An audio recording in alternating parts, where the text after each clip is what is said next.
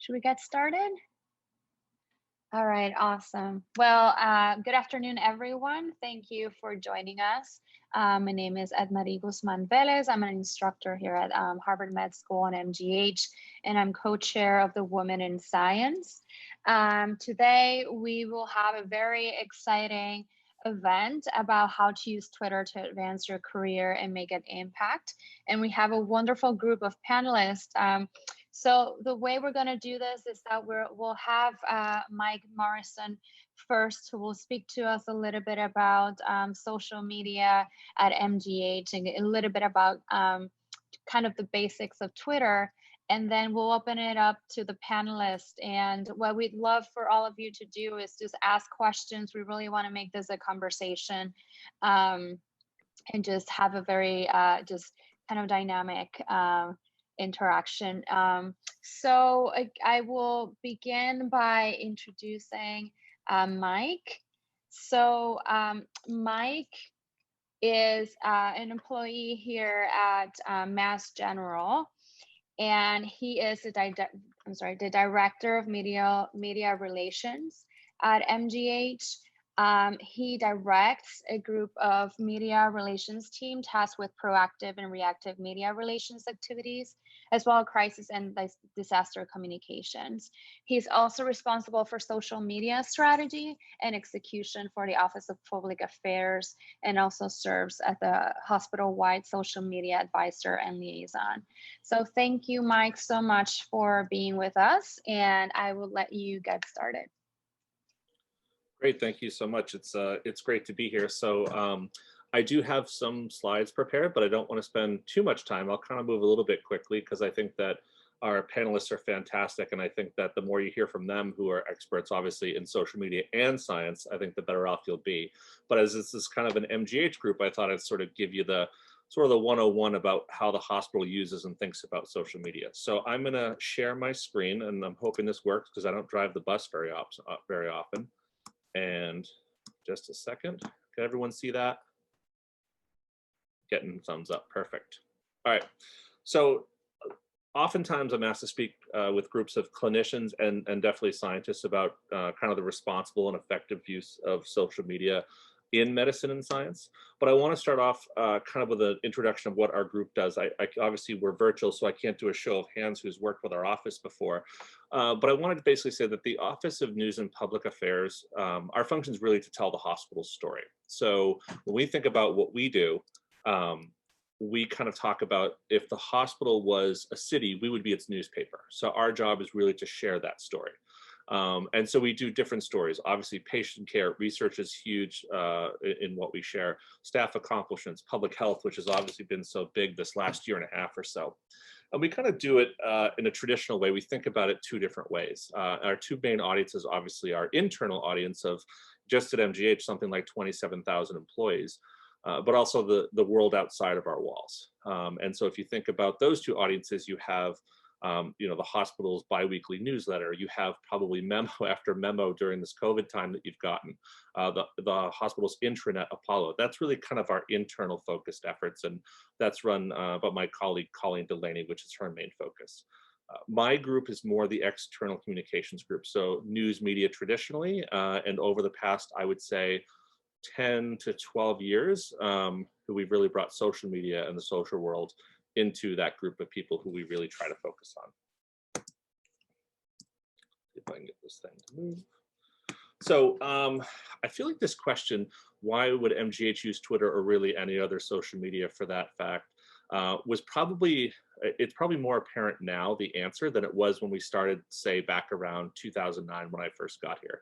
But really, as a news office and as a group of people who are driven by the news cycle and need to move quickly and distribute information quickly, the rapid dissemination of news is extremely helpful. And I think on a normal day, it's very helpful. But if you think about disasters we've been through, such as the Boston Marathon bombing, we had a suspect Ebola case a number of years ago, and then probably the best example over this past year has been COVID-19.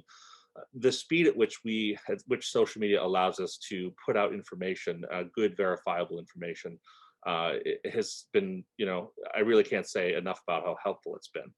And it's also kind of a newer medium to complement more traditional ones. So if you think about, the older days of my profession, PR, communications, media relations, our goal was really to have journalists really tell our story for us. So we're trying to convince either broadcast media, newspapers, to do a story on the great things that are happening at MGH and to tell it to their audience.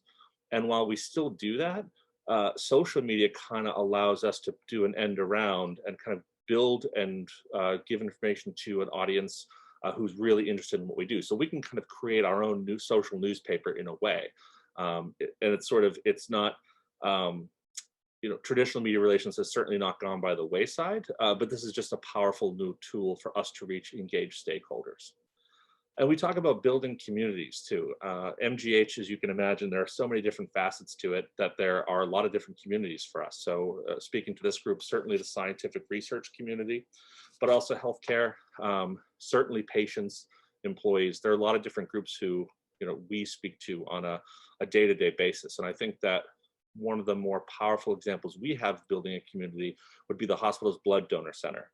The hospital has a Facebook page for its blood donor center, and through social media, both Facebook and Instagram, they're able to actually convince people to come down to the hospital and donate blood when we are in critical need, of which we are right now. So I would simply plug that group. If you have the time, please come to the hospital and donate blood.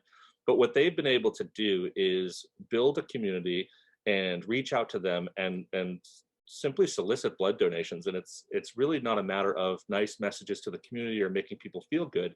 It's actual tangible results in which you can get people to donate to blood that goes directly to our patients. So that's kind of one of the many examples, but it's one I like to use because it's less about messaging and more about action. And as I said before, it's an opportunity to reach our audience. And our audience is an active one rather than a passive one. So if you're sitting on the couch watching your favorite TV show or a sports game, you're really a passive audience when you see a commercial go across your face. You may pay attention, you may not. You may be looking down at your phone, texting, etc. So you're a passive audience. But social media is geared towards people who have actively followed us or signed up to get updates from us. So there are people who want to be told about what we're doing rather than the spaghetti approach of throwing a bunch of stuff at the wall and just hoping a little bit of it sticks. So that's one of the really big advantages of social for us. So just a couple of examples. We share research news all the time on social media, particularly Twitter. I would say from a traditional press standpoint, 98 or 99% of the press releases we put out and the news we do is research based, people's papers and other exciting developments. So you can see here just a couple of different examples of how we use Twitter to get that information out.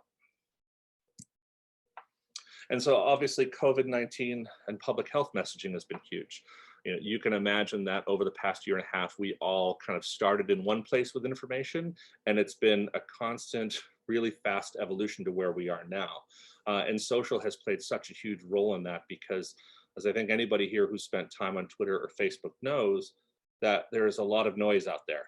And it can be really tricky with people reading certain things on the internet, just about how valid those things are. And so by our hospital being on social media, we kind of can provide a trusted voice and be that source of information in a really confusing and, quite frankly, frightening time. So we kind of have always known the power of this, but more than this pandemic has clearly shown to us that the strategy is working and it's not going anywhere. So also the fun part with social as well, I like it personally, and I tweet on behalf of the hospital, is that it allows us to humanize our institution. Whether you are an employee or a patient or a collaborator, I think that MGH can kind of be seen as this monolithic institution, very buttoned up, somewhat intimidating. If you think about our physical space alone, we're huge. And so walking in the front door for the first time is a little intimidating. But I think we can have a little bit of fun through some of our projects and spreading them on social media than we maybe normally could have. And I'm just showing a couple of examples of our Massachusetts General Hospital campaign, which is what we have done the last year and a half. This is just one of the fun ways we've tried to get people to wear masks, et cetera. And I think that while we're all glad that restrictions are loosening, maybe one of the only bad parts is we don't get to really come up with these fun examples anymore. So you can see it just kind of gives us a little bit of a creative outlet to have some fun with our messages. So MGH on social, the hospital is on Facebook. Facebook is run traditionally by our marketing department. Both Facebook, LinkedIn, and Instagram are run by marketing, and YouTube and Twitter are run by ourselves in public affairs. And I think it makes a lot of sense because the way in which you use these outlets can be different. Facebook really, I think the advantage now is a lot of paid advertising, which is a really good fit for our marketing department. Whereas public affairs and news, video and Twitter is really important because it's so timely. But we collaborate very closely on both what we share, how we share it. We have regular meetings so that our strategy is kind of aligned to a point that makes the most sense. And I know this, the quote comes from an article called "Why Should Doctors Use Twitter?" But I think this is just a perfect fit for the research community as well. My experience in talking to scientists and clinicians is that it can be really tough to keep up all the literature they're going to be interested in. You can't possibly read everything everywhere.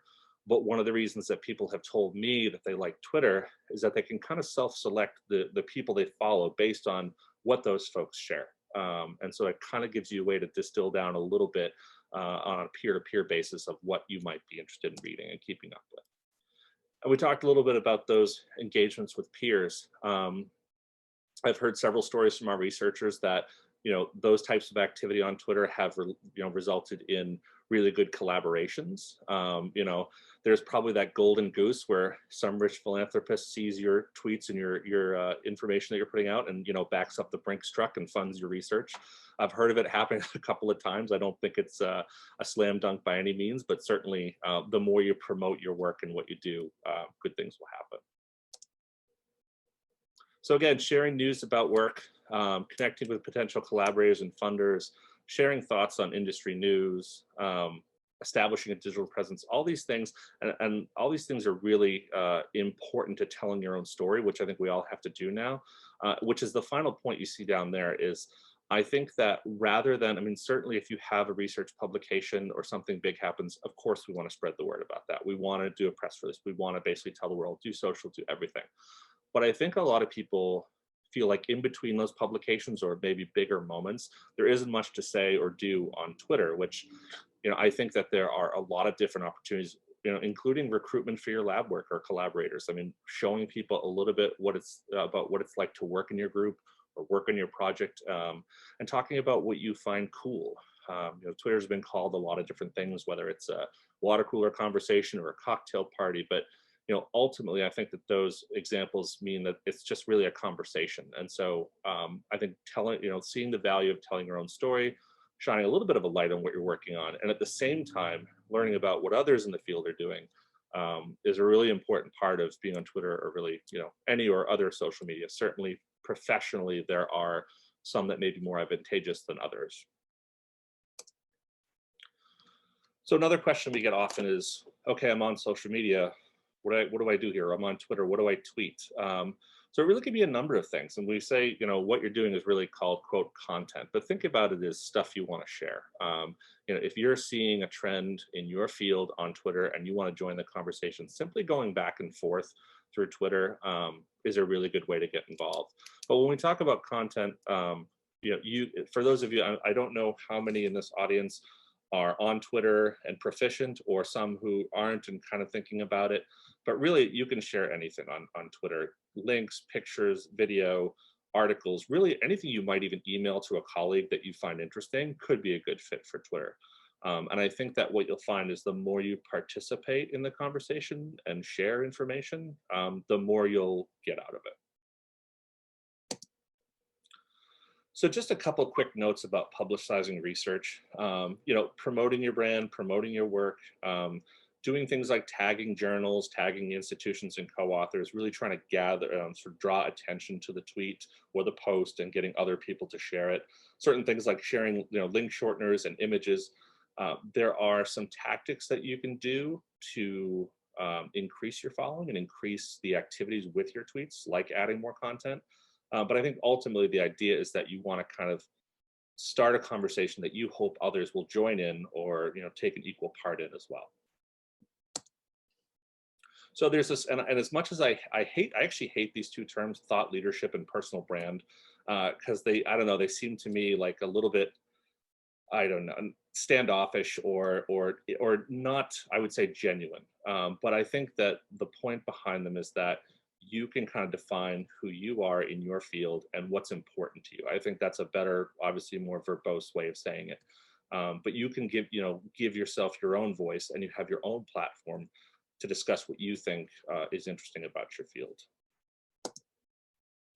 Another really interesting part about this, and this may be for some of you if there are dual clinical folks as well as research folks, but really anybody, owning the discussion about you online. So we talk to a lot of folks in the clinical side who may fall victim to these sketchy sort of physician review sites, etc. And people may come on there and try to trash your reputation. And in the news world, we say that you never want to say no comment to a journalist because it takes your voice out of the story. It's the same way in social media, in that if you don't have some kind of presence or some sort of, I don't want to say billboard, but maybe that's the right word, about yourself, then the discussion about you online is really left up to the group. Anybody can really say anything in the the Wild West that is the internet. But if you have a LinkedIn page or a Twitter page, it shows up high in Google search results. And then, if you are a clinical person and you do have one of these terrible review sites that I think are quite sketchy, anybody looking for information on you at least has a balanced perspective of who you are, and they're not just at the mercy of some of these weird and probably what I think are unethical websites. So a couple of recommended platforms if you're thinking professionally. We'd say generally start with LinkedIn and Twitter. Again, some of the folks who are on the clinical side may gravitate towards Doximity as well, but really LinkedIn and Twitter, I think, for a professional purpose, make the most sense. I think that with a lot of social media, you will get out of them what you put into them. And I don't think it's that hard to do either of these LinkedIn or Twitter accounts. I mean, you could sort of set up a static LinkedIn page with information, and sort of you can update it occasionally, and it sort of stands as a representation to the public as to who you are and what you're interested in, the type of work you do. Twitter is also good because the content doesn't have to be really long or really developed. It can sort of be quick hits, and it's very easy. So I think that they're probably better professionally than Facebook, and certainly with Facebook, you're probably working harder to build a community of people who don't know you, rather than LinkedIn and Twitter, which people tend to use a little bit more loosely professionally and sort of try to get to know new people perhaps that they don't already know. So a couple things to think about, and I'll try to wrap up quickly here. But obviously the HIPAA thing, people know that, but there's there's the last bullet there. I won't read them all, but violating the law versus violating good taste. I think there are certainly tweets or posts that one could put out about work life that don't necessarily violate HIPAA, but they maybe aren't something that your research subjects want to read about, or your patients, etc. So thinking about that. And then thinking about two-way communication. When you put something out on social media like Twitter, people want to interact with you, and they hope that you'll interact back. It's not a one-way communication. So I'll showing a quick example here. On the left side of your screen, you'll see a poster recruiting for one of our HIV and vascular disease studies. And obviously someone had defaced this sign or advertisement because they were unhappy with the wording of reprieve. And so they put that out on Twitter. They tagged our hospital, and clearly they weren't happy with the language that was used. And so it sort of became our responsibility, and specifically me having seen the tweet, to connect with the PIs on the study and kind of get some sort of response back to the person. And as you can see, my goal was not necessarily to have a public discussion, but to really more bring it offline. And so through a couple of emails, I connected with this person who was unhappy and had sort of tried to explain to them that reprieve was really an acronym for the study's content matter, and also that it's really a third definition. The person obviously wrote out the first couple of definitions, but the third one, to relieve from suffering or pain, was kind of where the PIs were thinking on this one. And so we had a conversation about the importance of language in medicine and healthcare, and especially research studies, and how important that is to be really careful about it. So I only illustrate this not to scare anybody, because this is rare, but it's that expectation that once you put something out, people want to interact with you, and it's really best if you can sort of have those dialogues, or if you run into a difficult situation, kind of have a strategy or work with us to kind of figure out what's the best way to address it. And so building a following, it's like opening a blog, starting a blog and getting people to read it. So I say the best way to do it is participate, reply to people, interact. I think that's by far the best way to do it. There are some other things that are important too, like the things you share. If they're interesting, people will follow you. If they're not, it may be a little bit slower going. And then kind of market your presence. If you have a lab website, put your social media accounts there. Things like email signatures, presentation slides, your official bio. Treat it like a business card is what I say. If where you might have given someone your email address and your phone number, maybe you're just giving them your email address and your Twitter handle, or you're including your Twitter handle among all of those things. So it's one thing to just open an account, but really to get the most out of it is just participate, share interesting stuff, and tell people you're there. Couple of rules of the road. The internet lives forever. Tweet like your study subjects are watching.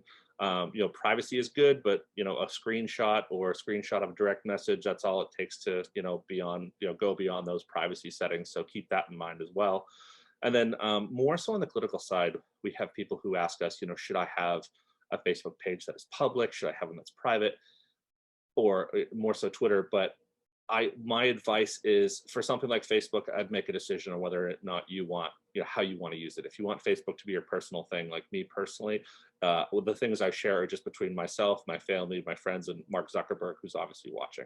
But when it comes to Twitter, I open my tweets up for everyone to read, and I always say, don't protect your tweets. They should be able to defend themselves. So think clearly about what your goals are in using these social media, and I think that you'll kind of get a sense of the type of content, the way you want to interact online.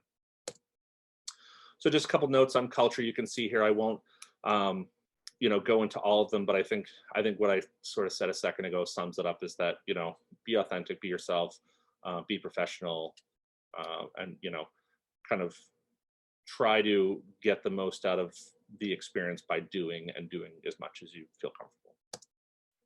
Couple useful tools on Twitter. Digital and desktop apps are great. I like to say that if Twitter's a fire hose, some of these apps like TweetDeck or Hootsuite, which I use TweetDeck, is like a sprinkler that can organize Twitter for you, because I think when people get started, it's a little overwhelming. And that's it. Like I said, I wanted to go quickly because I think we have some stellar panelists, and I'd like to give them all the time possible. But if anybody on the MGH side has any questions about the hospital and social media and news and public affairs, please let me know, and I'd be happy to talk further. And I will return. I will stop sharing. Thank you so much, Mike. That was excellent helpful advice, and a nice, lovely coverage of the fundamentals of how to get yourself started and thinking about Twitter. And I really love what you said about being thoughtful about being on Twitter and responsive.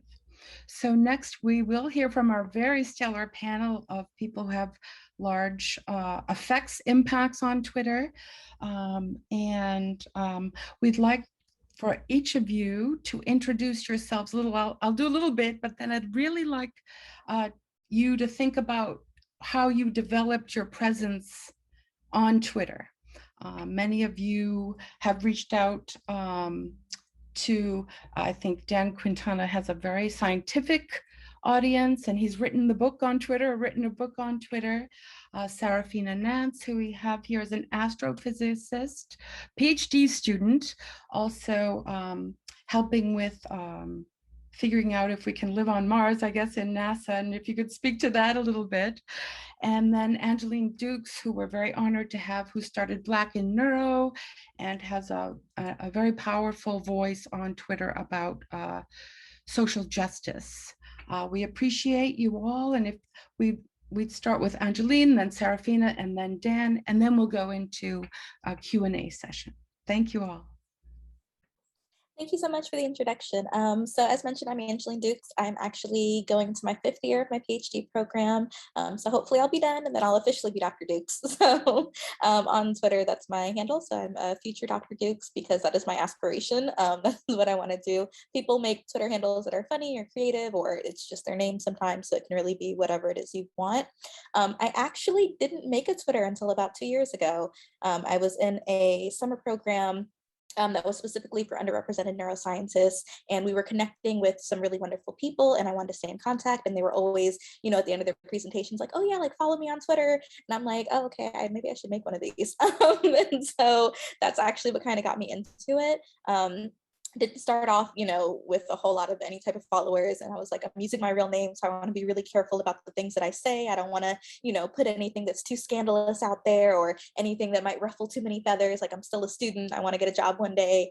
And so I was very, very cautious at first about the things that I was saying. But I realized pretty quickly, like, that wasn't being really myself, right? And me being so cautious and so worried it was doing a disservice to myself and to other people who might need to hear the things that I have to say. And so I started slowly becoming a little bit more vocal, being able to express myself in different ways. And then, of course, last year, with all of the protests and all of the police brutality and just everything that was going on, I was very, very vocal on Twitter. And I think that's what slowly started to increase my following, because sometimes people are in the same boat where, like, they either don't know what to say or are scared to say it. And so by you being the one to say something, they can like it, they can retweet it, they know that they're not the only one feeling this way. And I think that helps. It helps people connect and it helps resonate. And then, of course, almost about a year ago today, I sent out a tweet that was just saying, so when are we going to do a Black and Neuro Week? And if you're not familiar with the Black and X groups, they started last year. It was in response to everything that was going on, and Black people in academia just feeling very isolated. It was very lonely to, have to be in lab and have to be worried about, the science. Meanwhile, like, we're being killed in the streets. And so we really wanted to find a community and to find support in that. And so there were groups that formed focused on their different areas. So there's like Black and Astro that focused on like astronomy. There's like Black and Geosciences. So I sent out a tweet that was focused on Black and Neuro, because I wanted to connect with Black scholars in neuroscience. And I really didn't expect it. Like, I had, I don't know, like maybe like 500 or something dollars. Like, it wasn't like a big thing. So I was like, okay, like, maybe some people might be interested. And it turned into this amazing thing. We had an entire week last year that was focused on celebrating Black people in neuroscience, and, neuroscience related fields. And we talked about neuroracism. So we talked about racism in the field. We talked about our journeys to neuro. We just shared, and we retweeted all of these profiles of all of these different neuroscientists. And it was so wonderful because we got to connect with other Black people, right? And allies also got to connect with Black neuroscientists. And now they have people they can invite to like panels like this, right? And invite to seminar series. And we have like a website, and we're doing Black and Neuro Week again this year. So I hope you follow us at Black and Neuro. But yeah, there's going to be a lot of really awesome stuff. And I've really grown into this amazing community. And I'm so thrilled about it. And honestly, it wouldn't have happened if I hadn't just sent the tweet. Fantastic. Thank you so much. Sarafina, if you would go. Absolutely. I just want to say I'm such a huge fan of everyone on this panel. It's really an honor to be here. Thanks for having me.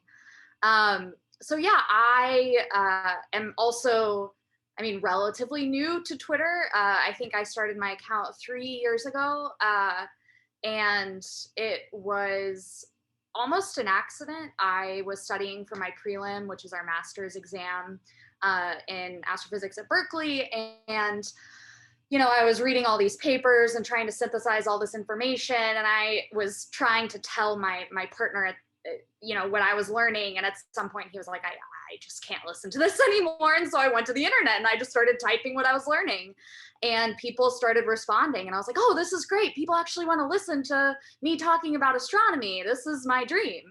And so it just sort of started from there. And initially I was really focused on sharing hard science. So distilling topics that I find really challenging or interesting and trying to make them more accessible to, the general population who may not have degrees in physics or astronomy or math.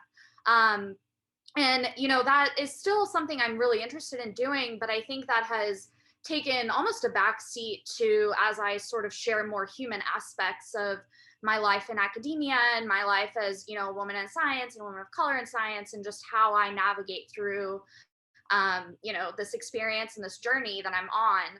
So that includes, I was diagnosed with the BRCA2 genetic mutation, and I shared sort of all about my preventive double mastectomy and the steps and the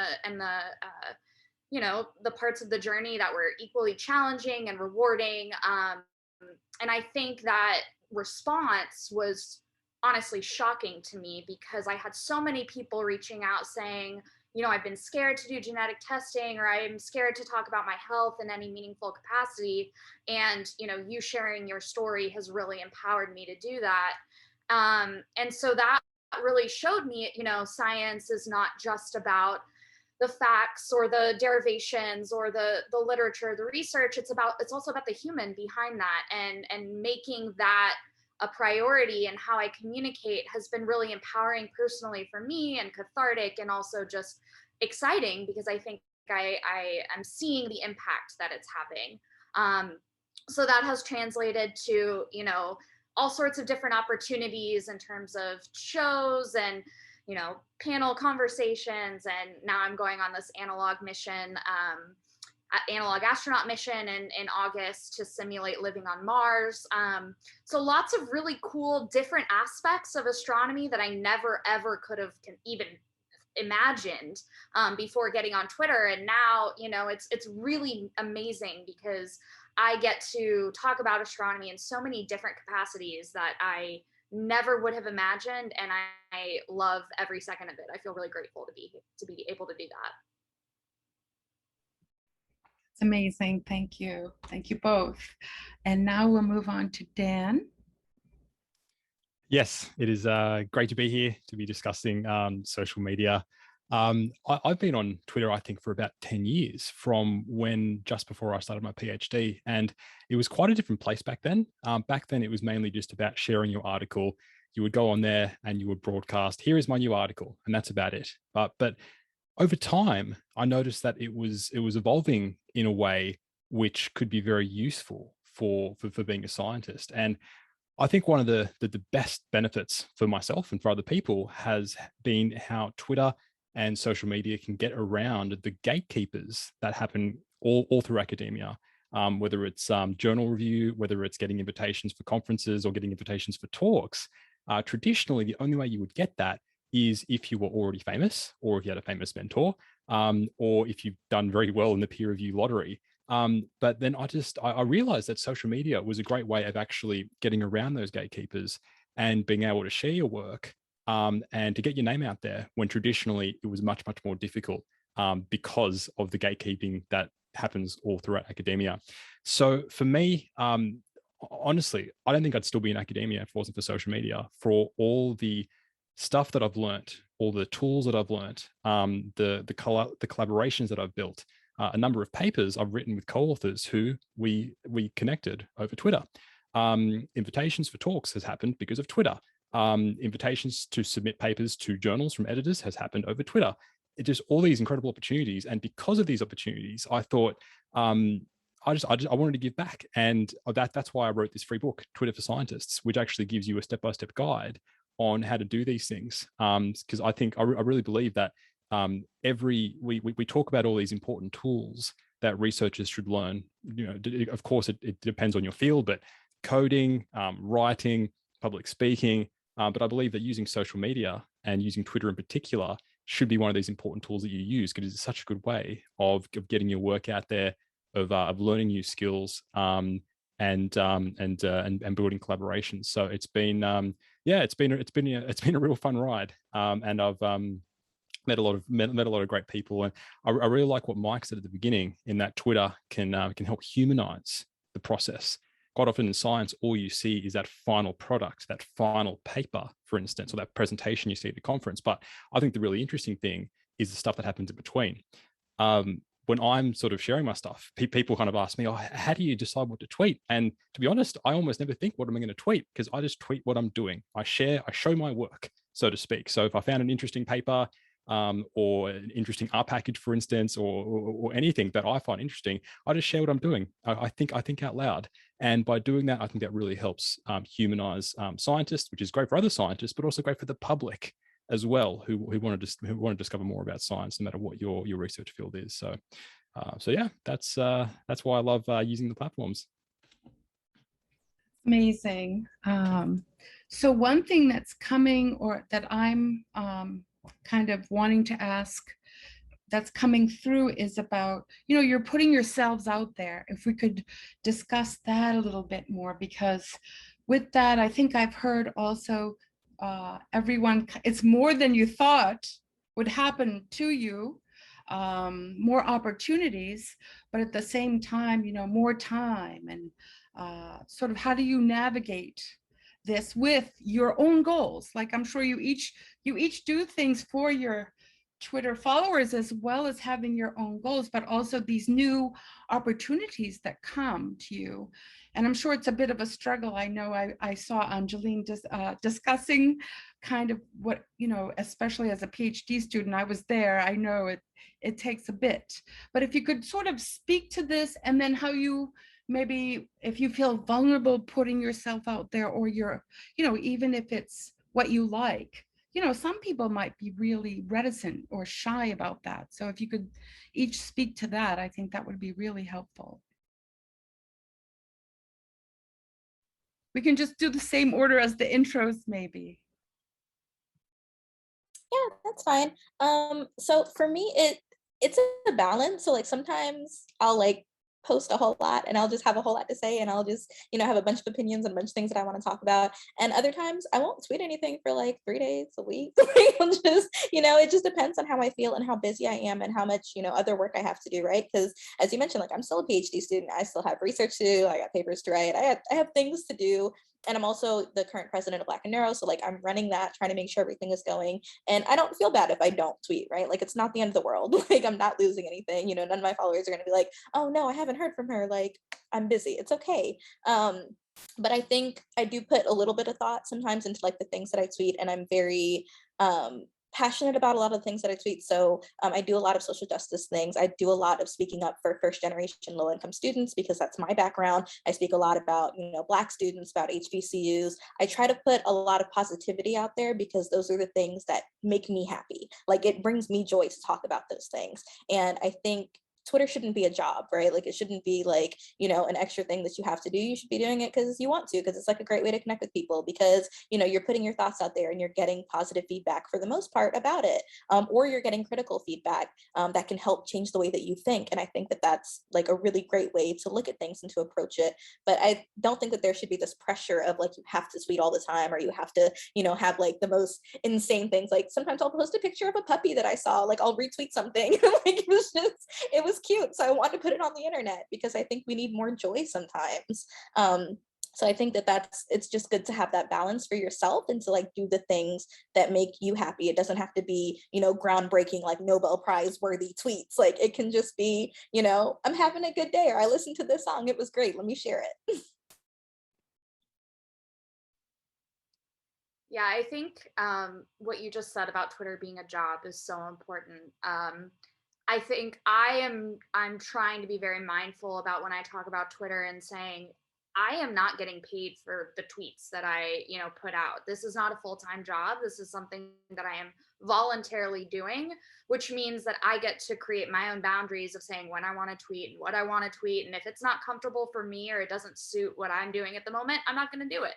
And I think having that ability is very empowering. I think it's much more difficult if, let's say you're tweeting on behalf of an institution or something like that, and that becomes much more challenging. I also think, in terms of being vulnerable and putting yourself out there while still reclaiming some sense of personal boundaries and space is difficult. So that's something I struggle with a lot. I think I strive to be very authentic, because I hate putting on some sort of show or, pretending to be someone that I'm not, for a lot of reasons, one of which is I'm just not that person. And if people like that person, then I don't feel like they like me.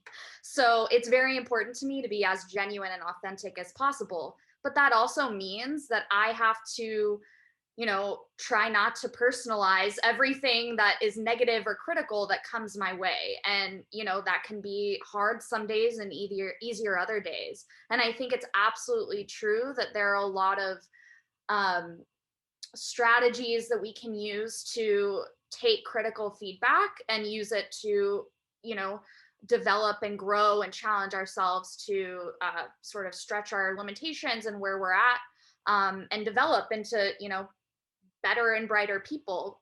I also think that sometimes it can you know, if you're having a hard day and someone says something negative, that can be challenging. So, you know, it's a constantly evolving process. I think I will never say that being on Twitter is easy. I think it's hard, but it's also very rewarding in a lot of ways. Yeah, this is quite a common question as to like what sort of things should you tweet, and I think it's all about what you're comfortable with. If you want to keep an arm's length between your personal life and what you're doing work, that's fine. But then if you also want to talk about your personal life, that's great. But personally, I find people that talk about their personal life a lot more interesting. But if you don't want to do that, that's okay. You're the person that's in charge. And I noticed there was a question in the chat about how often we tweet, and I think it's just as much as you're comfortable with, really. Sometimes I take time off, like if I'm writing a grant or writing a really important paper or have a really strict deadline, I'll just I'll remove it from my phone. I tend to use Twitter on my phone because it's a lot easier than using it on the web, and I'll literally delete the app from my phone for periods of time, and I'll put things in place on my computer that blocks the Twitter website, because it can be very addictive. So you have that control over your time. And if you want to tweet a lot, that's fine. Like I see a lot of people going, oh, you know, don't tweet too much, but I really don't think you can. And if people don't like you or don't like that you tweet too much, they can unfollow you. But a lot of people who are following you are going to love the fact that you're tweeting a lot, because that's what they're following you for. So just do what you're comfortable with. And like Sarafina was sort of mentioning, it's exhausting not being yourself. Just be authentic and be yourself, and tweet what you're into, tweet what you would normally tweet, because that's what you can maintain in the long run. Because if you're in academia, you should be in this for the long run, because it's a long road. So being authentic and being yourself, I think is a great way to maintain what you're doing with your work. Wonderful. We have a question here. It says, I was wondering, how can we as PhD students help build a community of scientists around us? You mentioned it can help you find new collaborations, but how to effectively do that when you don't have a recent published work for you, work you want to share? So maybe let's see, Sarafina, maybe you want to take this one? Sure. I think this was actually one of the biggest gifts that I found on Twitter, is finding women in astronomy and women of color in astronomy, where in my university for undergrad, I think there was one other woman in astronomy and no other women of color. And so that was not a community that I ever felt like existed until I got online, and I was like, oh my God, there are people all over the place who I can talk to about common struggles and issues and validate and support. So I think, you know, in terms of finding community, one of the strategies is look for, you know, people in your field. Just start looking up people and say, oh, like this person has a Twitter. Who do they follow? Who are they talking to online? And start interacting with them. That has been an incredible opportunity that, you know, can birth collaborations or can birth friendships, all sorts of different relationships that I honestly don't think I would ever have had I not been online.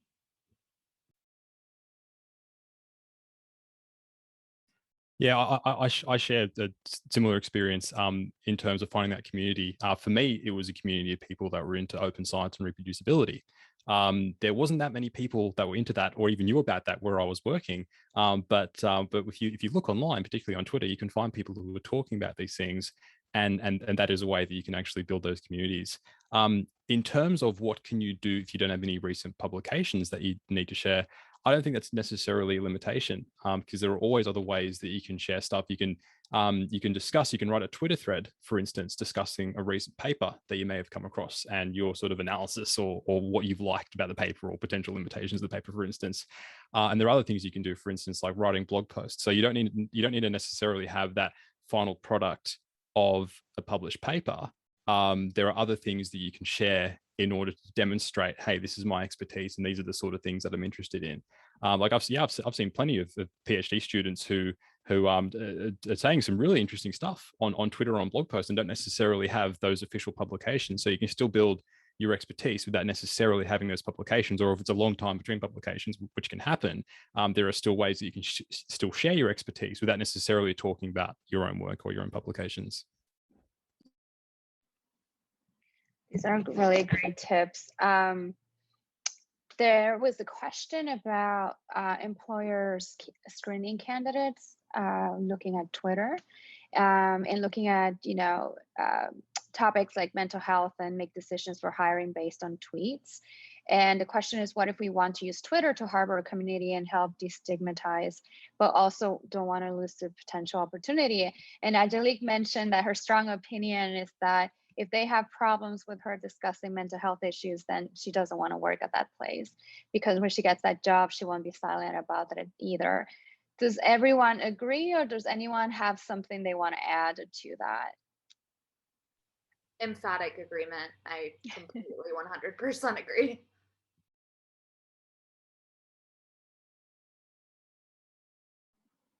All right, that's good to know. And then we also had a question about how long does it take for your tweets to go from unseen to popular if you're doing the right thing?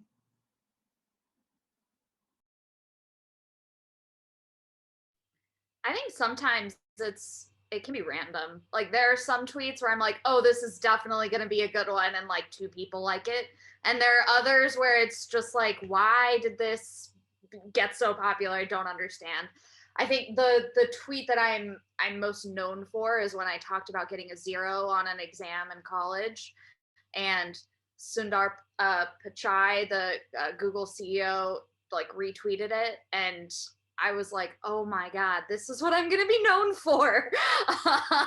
But, that's just kind of the way the cookie crumbles sometimes, and that's okay. But yeah, I think you never really know what's gonna hit the mark and what's not. So I think the most important thing is to just, say what's on your mind, be authentic, be genuine. If it lands, that's great. If it doesn't land, that's also fine. It's not about people pleasing. It's not about, trying to read the room and make the thing that's going to stick. It's about, what you want to say. Yeah, I definitely agree with that. I think that sometimes we put like a lot of thought into a tweet, right? Like, I'll make this thread and I'm like, oh, this is so detailed. Like, I know, I got like, I cited sources, like I got, a bunch of stuff into this, and then nobody cares, right? Like, sometimes you have to deal with that. And sometimes I'll just like post something random that I thought about on a Tuesday, and it was great, right? And a ton of people engaged with it. I think it has to do with timing. I think it has to do a lot with like, if people have a lot of other stuff going on, if there's a lot going on in the world, like maybe people don't necessarily care about this new bread you baked, like, like, that's not important right now. But like, if it's like a really chill, like Saturday or something, maybe they would care. And I think it's kind of reading the room in that way too, because it is a community and these are spaces, right, where people do want to have like important conversations sometimes, and sometimes they just want to chill. And so I also think like timing is important. Like, this is weird, but like timing of the day you send out tweets, right? Like, if you send something out at like 2 a.m., you're probably not going to get as much engagement because people are sleeping. Whereas like if it's something academic related and you send it out like, at noon, like during the week, then maybe someone's reading it on their lunch break, and then they want to engage with it. Like, it really just depends. So, you can't base it off of that. And also, like, if a big account like the Google CEO decides they want to retweet it, then of course you'll get like a ton of engagement on it. So it just depends. But don't feel bad. Like, don't think that your ideas are not worthy of something just because people don't interact with it. Like, it just might not be the time. And I've had instances where like I'll tweet something, get like no engagement, and I'm like, all right, I'm just gonna delete this and I'll tweet it again later, and then like I'll get like a ton of engagement, right? That's okay. It just depends. Yeah, I agree with Angeline. The time difference thing is tricky. I mean, I've got an audience back home in Australia, in Europe, and in the States. So there is no way that you can possibly cater to all audiences. So sometimes what I like doing is if I've written a Twitter thread for the other time zones, if I add a tweet to the end of the thread, it'll actually come back in people's timelines. So that's a good way of potentially getting your tweets in front of more people by adding tweets to your threads, or adding an extra tweet to the tweet that you want people to see. But yeah, that's a huge, and at the same time, like, yeah, it's so hard to, if we could predict what tweets went viral, everyone would be doing it. the tweet that I think it's got the most engagement for me was like, it was a silly visual illusion that I tweeted, and then all of a sudden I had like CNN writing about it because it was the next blue dress, yellow dress thing, and that was completely wild. And I literally was like, I think I wrote that like half asleep. I thought, oh, this is pretty funny. I think 10 people will find this funny. There's just no way of predicting what these things are going to be. So that's why it's so important to just be consistent and just put out there what you like and what you enjoy, because you never know what other people are going to like or are going to be into. One thing These I just are all might like add. Go ahead, Mike. Just to quickly add, I think when people, especially when they first get started, get caught up in how many followers they have and how much engagement they're getting, one thing I would say is don't necessarily worry about the size of your audience, worry about the quality. It's better to engage with really 5 to 10 really quality people who are going to impact your real life, rather than, you know, the approval of 100 others who may look at something, hit like, and move on. So don't get discouraged on the numbers thing. I'm really loving all of these suggestions. I didn't know that if you wrote on the thread, it would come back up. And so it seems like, you know, you've spoken about being genuine on Twitter, timing of when you're tweeting, and a lot of other suggestions for tweeting. And I was wondering, what about what you write in your bio, or what hashtags do you use, or who do you tag? Do you think about those things, and what are some suggestions that you may have for the audience? Those things are really important for who you're directing your tweets to and the type of engagement you want to have. So I know there was a question about community. And so that's like a really great way to find community, right? Like if you're looking for certain things, people will hashtag like maybe, you know, a field of study that they're interested in, or like if they're first gen, or if they're a woman in science, like people will hashtag that. And you can search the different hashtags to find new people to follow. But then that's also important for like, as you're tweeting, you know, if there's something specific to that group, maybe you want to include those hashtags as well. For me, I do tend to outlet, like if I have a bunch of people follow me at once or something, like I'll skim through the bios real quick because that's what shows up, right? And that's what I'll be like, oh, like let me click on this profile, see what they tweet about, like okay, I'll follow them back. So you do want your bio to be interesting, and you want it to like quickly sum up your life, right? Like it shouldn't be like a whole CV, right? Like nobody wants to see all that, but just like the things that you're passionate about, the things that you're interested in. Some bios are funny, some are like, you know, I tweet about baking and my cat, and I'm like, all right, sure, I'd like to see your cat, like whatever. And like others are more serious, and they'll be like, you know, I'm an assistant professor here and I study this, and I'm like, oh, okay, like maybe I'll follow you to learn more about your science. So I think it really just depends. It depends on the type of content you want to put out, and you can do both. Like plenty of people have both. I have both in mind, right? Like I talk about being a Black female neuroscientist, and I talk about being first gen. I recently put in that I was a commencement speaker for UCI because that was like a big deal for me, and I was super excited about it. So I put it in my bio, and you know, you can always change it. Like it's not permanent. You can always update it and always change it. So don't feel like it's like the end of the world if you like put something and, you know, you want to change it later. It's okay. In terms of the bio, I try to choose 2 or 3 things that are important to me at the time. So, you know, if I have a kid's book coming out, I'm going to add that to my bio in the next, you know, week or 2. You know, obviously being a PhD student, that's important to me. So the great thing is, as Angeline just said, they're changeable. And so, you know, after the book goes on sale, I might take it out of my bio depending on sort of how I feel. And I think that it's important to just stay, it's a reflection of what's important to you at the time, which is indicative of how your followers will expect to see what sort of content you're talking about. I also, in terms of hashtags and things like that, I typically don't use hashtags, but I do use them for community. I think that's, you know, if I want to see what's going on in the Black and Astro Week, it's very easy to click on the hashtag and find a bunch of people and see, you know, what talks are happening and what people are talking about. So that's really, really helpful. I just haven't personally used hashtags for my own work. Maybe because I'm sharing more personal things than, you know, let's say a thread on Supernova. Yeah, I don't use hashtags a lot myself. There are some really strong communities, for instance, the R programming language. And there's a lot of really interesting stuff there. So sometimes when I'm posting stuff about that, I'll use that, but I'll also search to look for those communities. The other thing about bios, yeah, I mean, it's important because a lot of people will judge, am I going to follow this person based on looking at the bio? So have a think about what you're going to put there. And same with your profile picture. You don't necessarily have to put a picture of your face. It's helpful. You don't have to, but at least do something different from the default, because quite often a lot of people will associate the default image with a bot. If you don't put any information in your bio and there's the default image, people might think you're a bot and not follow you back. And on top of those things, I think it's also one other feature that you can use is you can pin a particular tweet to the top of your profile.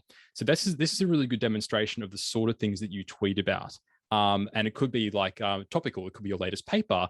It could be a tweet, something you're very proud of, for instance. But you can use that as a way to showcase the stuff you're typically tweeting about.